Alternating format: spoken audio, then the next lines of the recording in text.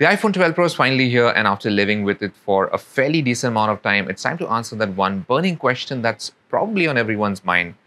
Is it really worth the 1,20,000 rupees starting price? Well, fasten your seatbelts, straighten up that tray table, and subscribe to Gadgets 360 as we dive into my review of the iPhone 12 Pro.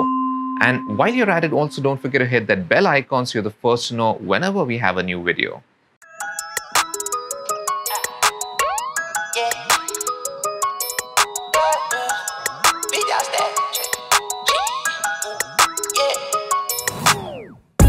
Status, I'm a big dog vet. I pull up on the block in a big Corvette. Ride around the city with a stick all black. Try with a stroke, we win. After 2 weeks of usage, I've grown accustomed to the iPhone 12 Pro. The new flattened sides are comfortable to hold and a tad easier to grip than the iPhone 11 Pro in my opinion. Now, while stainless steel should be a lot more durable than the aluminium frame used for the regular iPhone 12, the same cannot be said about the paint job. After an accidental fall, my iPhone 12 Pro has a permanent battle scar on its chin. A case could have probably protected it, but would you really want to cover up this gorgeous new Pacific blue color? The display on the iPhone 12 Pro features a new cover glass material that Apple calls ceramic shield. Now, this is said to be more shatter resistant than the previous generation, and so far it seems to be holding up pretty well. Now, the iPhone 12 Pro uses a Super Retina XDR OLED display which supports multiple HDR formats and impressive brightness and contrast levels. Streamed videos looked great, especially HDR ones. The stereo speakers also sounded really good without any audible distortion even at their highest volume. Now, there's Apple's trusty Face ID for biometric authentication, and the iPhone 12 Pro is also IP68 rated, helping it survive at depths of up to 6 meters for up to 30 minutes. The iPhone 12 Pro uses Apple's A14 Bionic SoC, which is the first 5nm SoC to be used in a smartphone, and it also supports 5G networks. This is paired with 6GB of RAM, which is 2GB more than what you get with the iPhone 12 and even last year's iPhone 11 Pro. Now, before we get into the performance, let's take a quick pit stop and talk about the software on the iPhone 12 Pro. The iPhone 12 Pro runs iOS 14, and coming from 11 Pro, the experience with the 12 Pro is more or less identical other than a few new static and live wallpapers. iOS 14 also introduced new customization options, and there are some cool hidden features worth checking out too. Now, we've done a bunch of videos for these, so don't forget to check the link on the screen and in the description below. Now onto the performance of the phone. Now, I didn't notice a world of a difference coming from an iPhone 11 Pro. However, I did find myself gaming quite a bit more on the 12 Pro. Games from Apple Arcade especially ran smoothly and looked fantastic. However, I did notice that the iPhone 12 Pro did get quite hot very quickly if you're playing anything graphically intensive.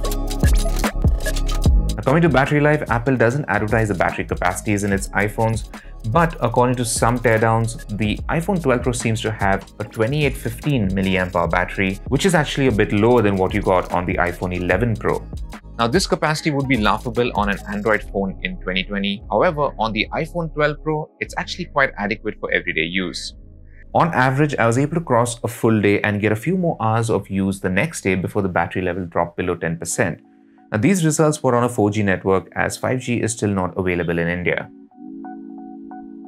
Charging the iPhone 12 Pro can be a pain if you don't already own a Type-C power adapter, and that's because Apple doesn't ship an adapter in the box anymore. In fact, there's very little in terms of bundled accessories, and I'll leave a link on the screen if you want to watch the full unboxing of the 12 Pro. Now, with Apple's 20-watt Type-C adapter, you should be able to charge the 12 Pro's battery up to 50% in half an hour. Now, I didn't have that adapter, but I did have the 18-watt adapter from the iPhone 11 Pro, and with it, I managed a surprising 58% charge in about half an hour.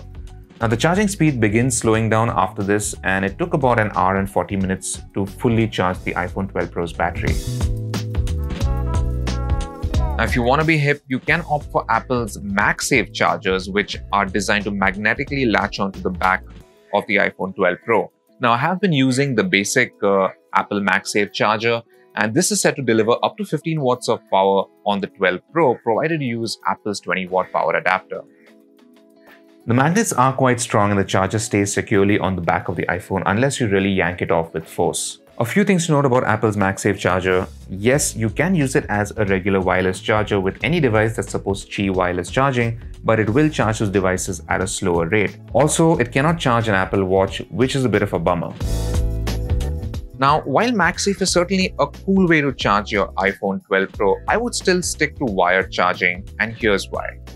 Apple's MagSafe Charger doesn't have a very long cable, so you'll need to be closely tethered to your wall socket anyway. Second, the charger gets very hot, so it's not exactly comfortable to hold and use the phone while it's charging. Third, Apple very clearly states that the power delivered to your iPhone via MagSafe will vary depending on the temperature and system activity. This means if the charger is too hot or if you're gaming, your iPhone 12 Pro most likely isn't going to be charging quickly, which is something I did notice. Overall, I'd wait to see how third-party adapters perform or if Apple actually addresses this heating issue. Now, onto the cameras. Now, on the surface, it may seem that Apple hasn't really changed a whole lot from the iPhone 11 Pro. The iPhone 12 Pro still uses 12 megapixel sensors for all its cameras, just like on the iPhone 11 Pro, but with some minor changes. The main rear camera now has a wider f1.6 aperture, and all cameras now support night mode and deep fusion, which is great to see. The telephoto camera can still do only up to 2x optical zoom, but it is stabilized. However, it does have one breakthrough feature, and that is its ability to record Dolby Vision HDR video at up to 4K 60 FPS. Now, videos shot in Dolby Vision look amazing on the iPhone 12 Pro's display. It's not just about having a brighter picture, but colors look richer and you get a better sense of the intensity of light in bright scenes while still having perfect blacks in the shadows and darker areas, much like how your eyes would see the real world. Now, this is a little hard to show in this review since this is an SDR video or standard definition, and you'll also need a display that's Dolby Vision compatible to truly appreciate it. But take my word for it, it's pretty amazing. However, there is a small catch when it comes to sharing Dolby Vision videos shot by the iPhone 12 Pro.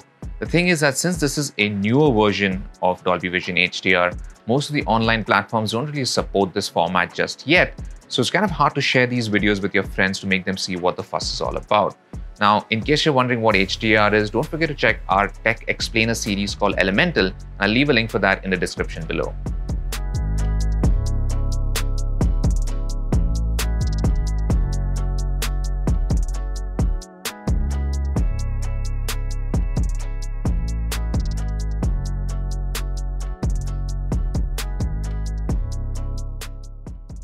Video shot during the day with all three rear cameras is excellent. Colors look natural and there's plenty of detail, and the stabilization works very well too, even if you switch between sensors mid-recording.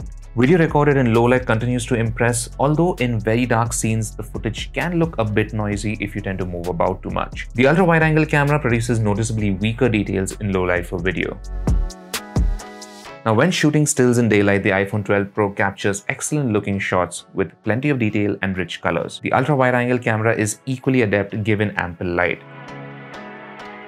The quality of photos taken with the telephoto camera is decent as long as you stick to about 2x magnification. In low light, the iPhone 12 Pro automatically engages night mode, and depending on how steady your hands are, the shutter can stay open for anywhere from 1 to 3 seconds. Now, with the primary camera, I noticed very little difference between the iPhone 12 Pro and the iPhone 11 Pro in landscape shots. The 12 Pro did produce a mildly brighter image, but details were nearly identical between these two phones. However, the iPhone 12 Pro really shines when it comes to low-light ultra-wide shots, which are miles ahead of what the 11 Pro can produce. Low light is also where the iPhone 12 Pro's LiDAR scanner kicks in to assist with autofocus.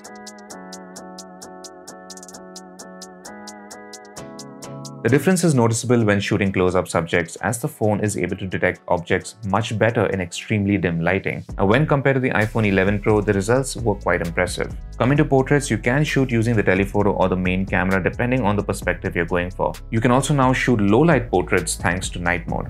Images shot using the selfie camera in daylight aren't too different from what you get from the 11 Pro. Skin tones looked good, albeit mildly smoothened, and the camera picks up a decent amount of detail. Portrait mode also worked well. However, the iPhone 12 Pro leaves the 11 Pro behind when shooting selfies in low light. Thanks to night mode for the selfie camera, you can now get very usable shots even in extremely dark situations. So, should you go ahead and upgrade to the iPhone 12 Pro? Well, not really. You see, most of the meaningful upgrades, including the new SoC, MagSafe charging, and Dolby Vision recording, are all available on the iPhone 12 too, which costs way less. Now, the only real Pro feature exclusive to Apple's more premium series includes the telephoto camera, LiDAR scanner, ProRAW, higher maximum storage, a sturdier frame, and a few extras such as night mode for portrait shots. Some of these features can be useful in the right scenarios, but paying nearly 40,000 rupees more for them doesn't seem to make a whole lot of sense. Now, if money is burning a hole in your pocket and you really want to get the best iPhone out there this year, then I'd suggest looking at the iPhone 12 Pro Max. Now, this phone is not just simply a bigger iPhone 12 Pro with a bigger display and a bigger battery. Apple has actually used a brand new, larger sensor in the 12 Pro Max, and it also has something called sensor shift stabilization, much like we see in premium mirrorless cameras. So stay tuned for the full review of the 12 Pro Max coming up soon. But iPhone 12 Pro, let me know what you think about this phone in the comments below. Thanks for watching my review, and for all things tech, log on to gadgets360.com.